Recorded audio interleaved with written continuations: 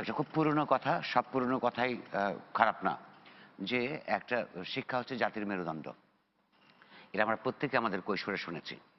শিক্ষা জাতির মেরুদণ্ড এই অর্থে যে একটা শিক্ষিত জনগোষ্ঠী ছাড়া একটা জাতি জনগোষ্ঠী সামনে এগোতে পারে না। আজকের যুগে সেটা আরো অসম্ভব। কারণ হচ্ছে এই গ্লোবালাইজেশনের যুগে, কর্পোরেট গ্লোবালাইজেশনের যুগে এত বেশি কম্পিটিশন, সেইখানে যে কোনো দেশকে যদি এগিয়ে যেতে হয় তাকে সবচাইতে সুন্দর এবং বিকশিত শিক্ষা, আধুনিক শিক্ষা এবং আলোকিত হতে পারে মানুষটা, বা একটা কিশোর বা শিশু বা কিশোরী, সেটাকে ব্যবস্থা করা দরকার। এখন প্রশ্ন হচ্ছে যে সেই অর্থেই বলা হয়ে থাকে যে একটা জাতিগোষ্ঠীর বা একটা জনগোষ্ঠীর ভবিষ্যৎ নির্ধারিত হয় তার প্রাইমারি স্কুলের শ্রেণীকক্ষে। এটা বিশ্ববিদ্যালয় হয় না। কারণ বিশ্ববিদ্যালয়ে কাদেরকে নেবে না নেবে সেটার জন্য কোয়ালিফাই করে প্রাথমিক এবং মাধ্যমিক পর্যায়ে তাকে তাকে সেই যোগ্যতা অর্জন করতে হয়। আমি আমি বুঝি নাই যে আলোচনাটা এই পর্যন্ত জায়গায় এসছে। সেটা যদি বুঝতাম তাহলে আমি আমার স্বামী যেই প্রশ্নপত্র নিয়ে এত কথা হয়েছে, এটা আমি কষ্ট করে জোগাড় করেছি, জোগাড় করে সেগুলো আমি দেখেছি। আমি নিজে ঠিক করেছি, আমি আমার সন্তান এখন ক্লাস 8-এ পড়ে, যে সে দেখছে কিনা আমি জানি না, ওকে আমি সামনের শুক্রবার ওই পরীক্ষার মধ্যে বসাবো ইংরেজির। আমি ইংরেজির ছাত্র ছিলাম এবং আমার শিক্ষক আছেন এখানে। আমার ক্লাস 8-এর বাচ্চা যদি এটা না পারে, ওকে আমি আদৌ আর ওর পেছনে ইনভেস্টমেন্ট করবো কিনা এটা আমি চিন্তা করব। কারণ এই প্রশ্নপত্র আমি দেখেছি। এটা ক্লাস 8-এর বাচ্চার এইটা মোটামুটি লেখাপড়া করেছে, তার এটা পারা উচিত, পাস করা উচিত। ইংরেজি প্রশ্নপত্র সিলেক্টিভ আর ইলেকটিভ আপনি যেটাকে বলেন। আমি ইংরেজি ছাত্র ছিলাম, আমার শিক্ষক এখানে আছে। এমন কোনো কঠিন প্রশ্ন করা হয় নাই। এটা যেটা আমাদেরকে প্রাইমারি স্কুলে আমাদের মাস্টার কানে ধরে শেখাইতো, সেগুলো ইন্টারমিডিয়েট লেভেল পার হবার পর বিশ্ববিদ্যালয়ে ইংরেজিতে অনার্স পড়বার জন্য, যেখানে বা যে কোনো বিষয়ে অনার্স পড়ার অর্থ হচ্ছে সে একটা ক্রিটিক্যাল মাইন্ড তৈরি হবে, বড় বড় লেখকদেরকে ক্রিটিক করবার ক্ষমতা তৈরি হবে এবং নতুন সেগুলি ক্রিটিক করে নতুন নতুন জ্ঞান সৃষ্টি করবে। এটা বিশ্ববিদ্যালয়ের ছাত্রদের বা শেষ চূড়ান্ত পর্যায়ের কাজ। ফলে সেইটাতে কোয়ালিফাই করবার জন্যে যেই ধরনের যেই প্রশ্ন, বরং এত সোজা প্রশ্ন কেন সেটা দেখে আমি বিস্মিত হয়েছি। 1, 2, সেই দিক থেকে যদি আমরা দেখি, এই সরকারের শিক্ষামন্ত্রী গত 5.5-6 বছর ধরে, তার বিরুদ্ধে আমার যদি একটাই অভিযোগ থাকতে পারে, সে হচ্ছে যে যদি প্রাইমারি শিক্ষা একটা জনগোষ্ঠীর ভবিষ্যৎ নির্মাণের মাপকাঠি হয়, তাহলে এই লোকটি বাংলাদেশের জনগণের, এই জাতির, এই জনগোষ্ঠীর ভবিষ্যৎকে হত্যা করবার জন্য খুন করেছেন। উনি খুন করবার প্রক্রিয়ার মধ্যে আছেন। কারণ হচ্ছে একটা পপুলিস্ট লোক।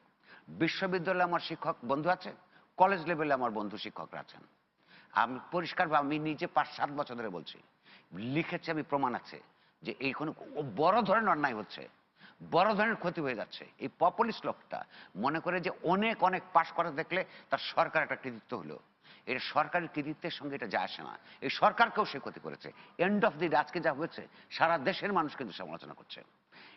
অর্থাৎ এই পুরো জনগোষ্ঠীর ভবিষ্যৎকে খুন করবার জন্যে এই লোক নিজের নির্বুদ্ধিতায় অথবা অন্য কোনো আমাদের দেশের সঙ্গে প্রতিযোগিতা, পৃথিবীর যে সমস্ত দেশগুলো আছে তাদের ষড়যন্ত্রের শিকার হিসেবে করেছেন আমি জানি না। প্রাইমারি স্কুলের লেখাপড়ার মান ভয়াবহ পর্যায়ে নিচে নেমেছে। আপনারা বলছেন, আমার বন্ধু, আমরা একসাথে একসময় বড় হয়েছি, আপনারা বলছেন যে তরুণ তরুণীদের ছোট ছোট কিশোর কিশোরদের ছোট করা হয়েছে। না, তাদের ছোট করা নাই, তাদেরকেও ক্ষতি করা হয়েছে। তাদের ক্ষতি করা মানেই হচ্ছে দেশের ক্ষতি হওয়া। কারণ তারাই এখন থেকে 15-20 বছর পর আমাদের দেশ চালাবে। আপনি আর আমি সেখানে থাকবো না। তাদের যে কম্পিটেন্স, এটা যদি তৈরি না হয়, তাদের ক্রিটিক্যাল মাইন্ড তৈরি না হয়, শুধু তার চারপাশের ঘটনা যদি বিশ্লেষণ করবার যোগ্যতা অর্জন না করে এবং এবং সাধারণভাবে যে বিষয়গুলোকে না বুঝলে একটা জাতিরাষ্ট্র টিকে থাকতে পারে না কম্পিটিশনে, সেইটার আমি আসছি, সেইটাকে নষ্ট করবার জন্য তারা কি করেছে, ফোন করে করে শিক্ষকদেরকে বলা হয়েছে লিবারেলি খাতা দেখেন, লক্ষ্য একটাই, বেশি পাশ দেখাতে হবে। যদি কেউ চ্যালেঞ্জ করতে চান, আমার বন্ধু, আমি খুব সৎ লোকদের সঙ্গে চলাফেরা করি, আমার ওই বন্ধুদেরকে ডেকে নিয়ে আসবো আপনাদের এখানে, তার চাকরি যাক কি না যাক, তারা এসে বলবে যে হ্যাঁ আমাদেরকে, আমরা বোর্ড থেকে, শিক্ষা মন্ত্রণালয় থেকে কোনো চিঠি ছাড়া মৌখিকভাবে বছরের পর বছর এই খাতা দেখার আগেগুলি পাচ্ছে। এই যে পপুলিজমের মধ্য দিয়ে আমাদের ভবিষ্যৎকে খুন করবার জন্য অভিযুক্ত করতে চাই আমি আজকে শিক্ষামন্ত্রীকে। আর দ্বিতীয় কথা হচ্ছে বিশ্ববিদ্যালয়, আমি আবারও বলছি, বিশ্ববিদ্যালয়ের কাজ হচ্ছে ক্রিটিক্যাল মাইন্ড তৈরি করা, চাকুরিজীবী তৈরি করা না। বিশ্ববিদ্যালয়কে যদি ক্রিটিক্যাল মাইন্ড তৈরি করতে হয়, তাহলে আমি আমি ছোট্ট একটা কথা বলি। সলিমুল্লাহ খান এখানে উপস্থিত আছে, তার নাম উঠেছে, এবং আমার বন্ধু বলেছেন যে মেধাবী শিক্ষক পাবো না কারণ তাদের মর্যাদা নাই। সলিমুল্লাহ খান মেধাবী, উনি নিজেই বলেছেন। ঢাকা বিশ্ববিদ্যালয় তাকে চাকরি দেয়নি। ঢাকা বিশ্ববিদ্যালয় আজকাল আর মেধাবী শিক্ষক খোঁজে না। আওয়ামী লীগ বিএনপি করে, জামাত ইসলাম করে, এই রকম শিক্ষক খোঁজে। এই ঘটনাটা যদি আমরা না বুঝি, সলিমুল্লাহ খান ঢাকা বিশ্ববিদ্যালয়ে পড়াতে পারে না কেন? সে সলিমুল্লাহ খান ঢাকা বিশ্ববিদ্যালয়ে শিক্ষকতা করার জন্য অ্যাপ্লাই করেছে।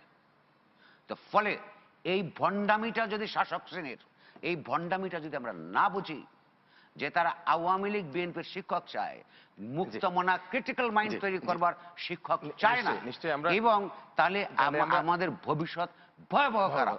বাংলাদেশের সময় এসছে আমাদের শিক্ষা ব্যবস্থার যে অন্তর্গত দুর্বলতা, এটার মধ্যে পপুলিজম, এটাকে পিছনে ফেলে একটা সারা পৃথিবীতে যে প্রতিযোগিতামূলক বিশ্ব, এই বিশ্বে আমাদেরকে কম্পিট করে সার্ভাইভ করার যোগ্যতা অর্জন করবার প্রয়োজন।